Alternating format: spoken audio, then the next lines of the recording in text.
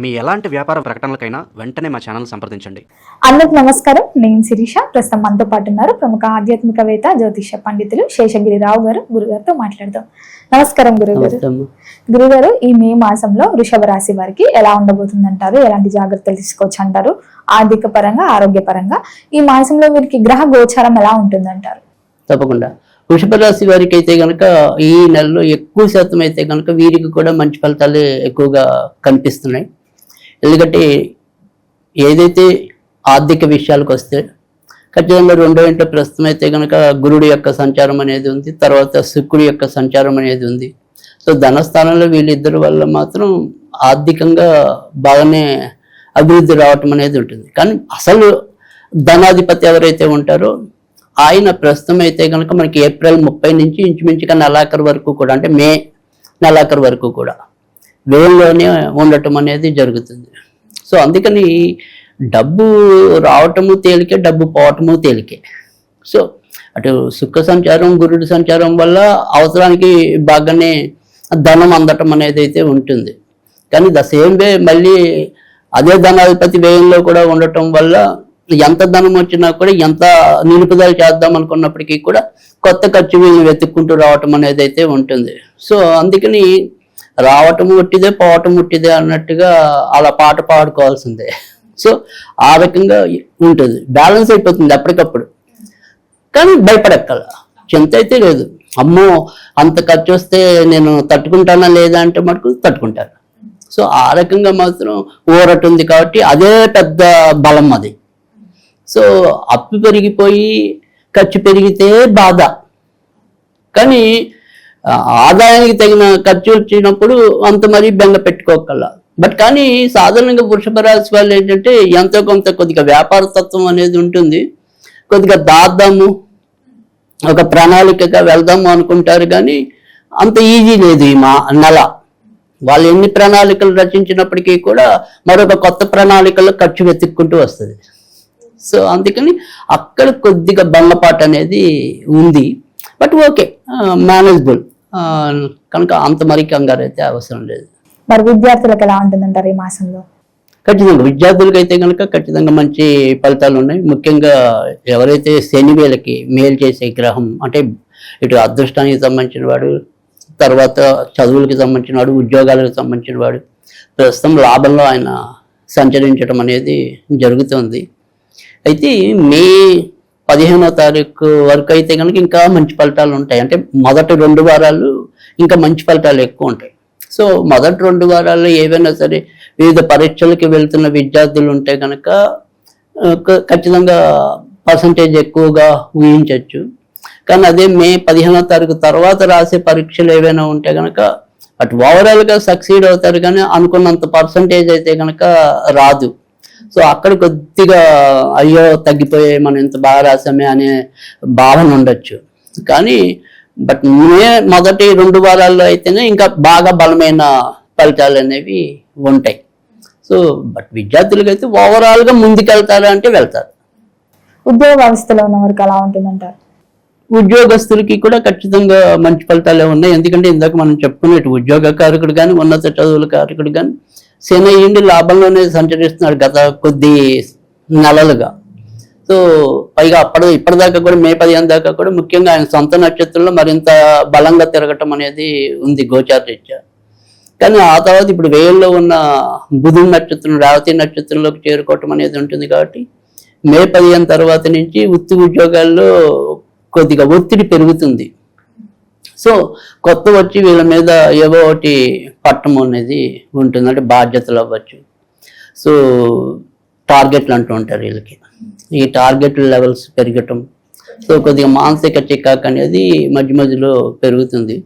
అయితే ఇదే మే 15 నుంచి ఎవరైనా ఉద్యోగరీత్యా దూర ప్రాంతాలకు వెళ్దాం అనుకునే వాళ్ళు, ఉన్న చోట వదిలేసి ఇంకెక్కడైనా ప్రయత్నించుకుందాం అనుకునే వాళ్ళు, అలాంటి వాళ్ళకి ఆశావాహకం. అంటే కొద్దిగా వెళ్ళొచ్చు, అలాంటివి మనం రిస్క్ తీసుకోవచ్చు. సో ఆ రకమైన ప్రయత్నాలు అయితే కనుక ఖచ్చితంగా చేసుకోవచ్చు. సో అలా మారాలి అనుకునే వాళ్ళకి 2వ వారం తర్వాత మంచిది.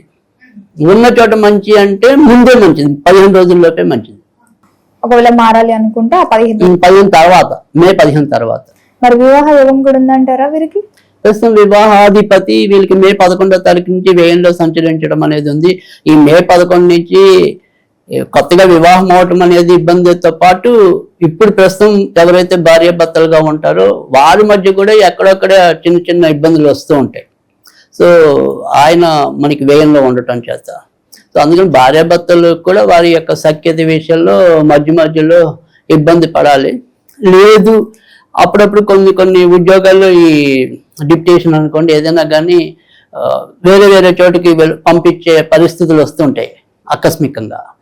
సో అలా తాత్కాలికంగా భార్యాభర్తల మధ్య ఏదైనా సరే ఎడబాటు అనేది ఉండొచ్చు. సో ఒక వారం రోజుల భర్తను ఇంకో చోట ఎక్కడో పంపించడం, లేదా భార్య కూడా ఉద్యోగస్తురాలు అయితే కనుక భార్యని ఇంకెక్కడికో పంపించడం, ఇలా తాత్కాలికంగా ఎడబాటు, అదేమి పర్మనెంట్ గా ఇబ్బంది ఏం కాదు. అంతే తప్ప మరి అమ్మో అలా విడిపోతారు అలా ఏం బాగలేదు. బట్ అది తాత్కాలికంగా వచ్చే ఇబ్బంది. సో చిన్న చిన్న గొడవలు అనేవి కూడా ఉన్నాయి కానీ మరి గోరంతలు కొండంతలు అయితే అవ్వవు. బట్ మధ్యలో కొద్దిగా స్వల్పంగా విభేదాలు అయితే ఉన్నాయి. గురుగారు చాలా వరకు వివాహం జరగగానే సంతానం కోసం ఎదురు చూస్తూ ఉంటారు. మరి సంతాన యోగం కూడా ఉందంటారా? సంతానం విషయంలో కూడా చాలా జాగ్రత్తగా ఉండాలి. ఎందుకంటే ఇటు సంతాన కారకుడు వచ్చి కూడా కుజుడితో కలవటం అనేది ఈ నెల అంతా కూడా ఉంటుంది ఇంచుమించు.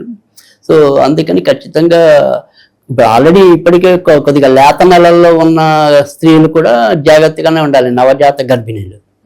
సో ఇటీవలే గర్భం దాల్చిన వాళ్ళు ఉన్నారు అనుకోండి, ఖచ్చితంగా ఆరోగ్య విషయంలో శ్రద్ధ వహించడం అనేది ఒకటి. ఖచ్చితంగా వైద్యం ఏదైతే సలహాలు ఇస్తున్నారో దాన్ని 100% ఫాలో అవటం. సో వాళ్ళు ఏదైతే చెప్పారో అవి అడ్వైజ్ ఫాలో అవ్వాలి, ఎందుకంటే మంచిది. ఎందుకంటే ప్రస్తుతం కొద్దిగా మనం నెగ్లెక్సీ అనేది పనికిరాదు.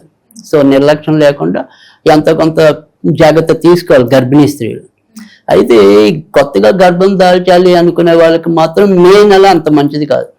సో ఖచ్చితంగా జూన్ వచ్చాక తర్వాత ప్రయత్నించుకోవటం మంచిది, కానీ మే నెలలో అంత పాజిటివ్గా ఉండదు. ఒక్కోసారి నిలవటం కూడా చాలా కష్టం ఉంటుంది, బాగా జాగ్రత్త ఎక్కువ అవసరం ఉంటుంది. అందుకే అంత రిస్క్ అవసరం లేదు.